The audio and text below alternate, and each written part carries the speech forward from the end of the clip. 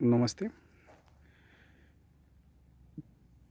केळी उत्पादक आणि शेतकरी बंधूंनो, सध्या फेब्रुवारीचा आता एक 26 तारीख आहे.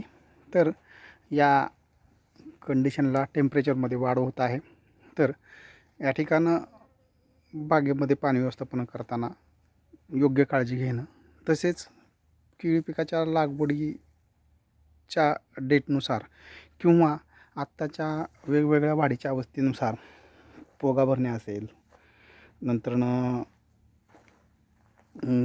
खतांचा पहिला डोस देणं असेल, दुसरा डोस देणं असेल, तर यावरती प्रॉपर न्यूट्रिशन करणं गरजेचं आहे. आणि हे जर केलं तर केळी पिकामध्ये अशा पद्धतीनं ग्रोथ किंवा जी वाढ म्हणतो आपण, ती अशा पद्धतीने मिळू शकते.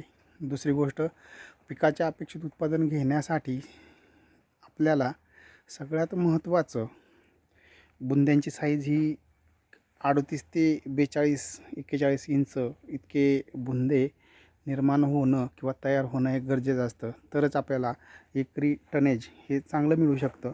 नाहीतर इन ॲव्हरेज साधारणपणे केळी पिकामध्ये वेगवेगळ्या भागामध्ये 20 टनापासून 25 टनापर्यंत निघतं आहे. काही ॲव्हरेजली प्रगतशील शेतकरी केळी पिकामध्ये असतील तर ते 35 टनापर्यंत जातात. पण पूर्णपणे योग्य नियोजन केलं तर 40 टन हे उत्पादन आपण एकरी घेऊ शकतो. तर या संदर्भात ही जी वाढ वगैरे आहे ही 6 महिने पूर्ण होऊन गेलेल्या केळीची आहे सगळ्यात महत्त्वाचं. आणि ही जी कॅनॉपी डेव्हलपमेंट आहे, ग्रीनरी आहे, नंतर तुमचं करपा, नंतर तुमचं बाकीचे इतर जे प्रॉब्लेम येतात केळी पिकामध्ये ते येऊ नयेत यासाठी न्यूट्रिशन मॅनेजमेंट, स्प्रे शेड्यूल हे तुमचं प्रॉपरली होणं गरजेचं आहे. ते झालं तर तुम्हाला पिकाची वाढ ही जोमदार आणि निरोगी मिळू शकते. हे या व्हिडिओमधून दाखवत आहे. आणि ही जी वाढ वगैरे दिसते तुम्हाला, ही अशा पद्धतीनं आहे कॅनॉपी डेव्हलपमेंट वगैरे. बाकी अंतर्गत मशागत वगैरे हा कन्सेप्ट थोडासा लेबर प्रॉब्लेम वगैरे काही असतो, त्यामुळे थोडंसं मागपुढं होतं. परंतु त्याचा इम्पॅक्ट केळीची दिलेले न्यूट्रिशन हे आपले 10-15% त्यामध्ये जातात. परिणाम आपल्याला उत्पन्नावरती त्याचा पण परिणाम होतो किंवा एकूण न्यूट्रिशनवरती खर्च वाढतो. परंतु अपेक्षित उत्पन्न जे पाहिजे किंवा वाढ वगैरे पाहिजे ती होत नाही आहे. म्हणून तण व्यवस्थापनसुद्धा करणं गरजेचं आहे. आत्ताच्या या उन्हाळ्याच्या कालावधीमध्ये किंवा टेम्परेचर इन्क्रीज होण्याच्या टायमिंगला प्रॉपरली तुमच्या जमिनीच्या प्रकारानुसार पाणी देणं, वापसा कंडिशन ठेवणं, त्यानंतरनं जे काही पाण्याचं शेड्यूल आहे ते प्रॉपरली होणं गरजेचं आहे.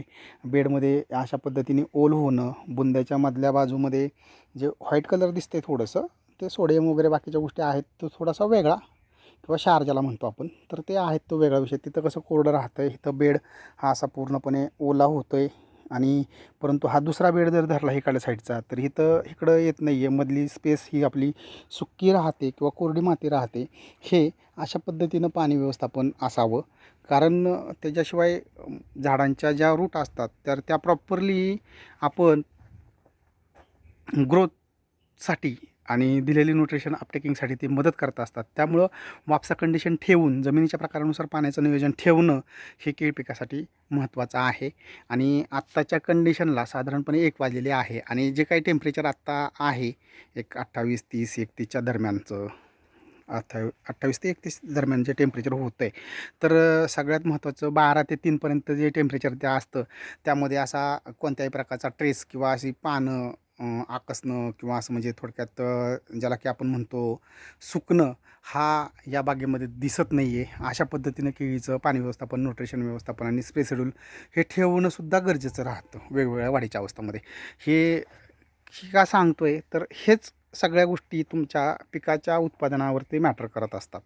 आणि त्यावरती जर तुमचं काम झालं तर बुंदे तुम्हाला हे असे 40 इंचाचे, 38 इंचाचे, 35 इंचाचे, म्हणजे 38 ते 42-43 इंचाच्या पुढचे बुंदे जर असतील तर तुमचे गडांची जी वेट आहेत ती साधारणपणे 30 पासून 38-40 किलोपर्यंत इन ॲव्हरेज त्याच्या पुढेही मिळतात. परंतु कमीत कमी ह्या रेंजमध्ये असावेत. 30 ते 38 किलोचे गड हे आपल्याला मिळणं, 35 किलोचे 33 किलोचे मिळणं हे अपेक्षित आहे.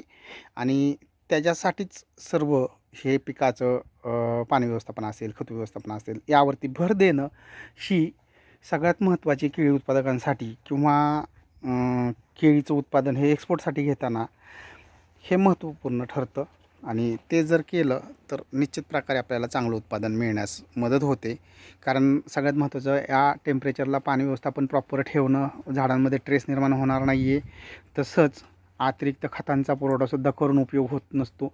तर न्यूट्रिशन हे बॅलन्सिंग सिस्टीममध्ये देणं, प्लांटेशनच्या अपटेकिंगमध्ये कोणते प्रॉब्लेम किंवा त्यामध्ये अडथळा निर्माण होणार नाही आहे अशा पद्धतीनं खतं देणं हे महत्त्वाचं आहे.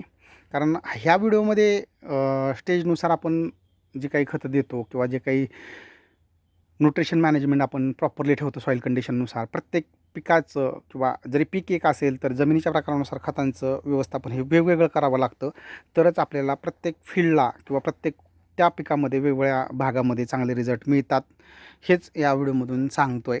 आणि हे जोपर्यंत आपल्या लक्षात येत नाही आहे तोपर्यंत आपल्या शेतीतील किंवा केळी उत्पादन असेल किंवा इतर काही जी पिकं असतात तर त्यांचं उत्पन्न आपल्याला एक अपेक्षित मिळणं शक्य होत नाही आहे. तर यासाठीचा हा व्हिडिओ आहे. आणि इतर काही केळी पिकामध्ये समस्या असतील तर तुम्ही निश्चित नंबर तुमचा कमेंट करू शकता आणि त्यावरती तुमचे प्रश्न विचारू शकता. इतरही काही मार्गदर्शन लागलं तर तुम्ही ते घेऊ शकता. परंतु त्यासाठी आपण पेड सर्व्हिस ही ठेवलेली आहे. पेड सर्व्हिस आपण या ठिकाणं जवळजवळ 13-14 पिकांमध्ये काम करत असताना रिझल्ट हे असे दिले जातात किंवा आहेत. आपण सोलापूर असेल, नंतरनं पुणे आहे, नगर आहे, वाशिम आहे, म्हणजे वेगवेगळ्या भागामध्ये जे लोक कनेक्ट होत आहेत किंवा जे पेड सर्व्हिस घेत आहेत त्यांच्या संदर्भातले मी माझ्या एरियाच्या संदर्भात थोडंसं नामोल्लेख केलेला आहे. तर अशा पद्धतीनं हे या ठिकाणी काम करत आहोत. फळबागा आहेत, पेरू आहे, डाळिंब आहे, केळी आहे आणि इतरही पिकं आहेत, लिंबूवर्गीय पिकं आहेत. म्हणजे ज्या काही समस्या असतात त्या properly top to bottom 100% solution देण्याचाच पर्याय या ठिकाणी आपण ढमणेर ॲग्रिकल्चर कन्सल्टन्सीमार्फत करत असतो. आणि त्या संदर्भात आत्ताच्या कंडिशनला ज्या काही समस्या वेगवेगळ्या पिकांमध्ये दिसून येतात तर त्या सोडवून त्यावरती अपेक्षित असं रिझल्ट काढून देण्याचं काम आपण आपल्या कन्सल्टन्सीमार्फत करत असतो. एवढंच या व्हिडिओमधून सांगत आहे. इतरही काही समस्या असतील किंवा काही प्रश्न असतील तर ते तुम्ही विचारू शकता किंवा त्यावरती तुम्ही ते कमेंट करू शकता किंवा दिलेल्या नंबरवरती संपर्क करू शकता. एवढंच या व्हिडिओमधून सांगण्याचा उद्देश होता. धन्यवाद शेतकरी मित्रांनो आणि केळी बागायतदारांनो.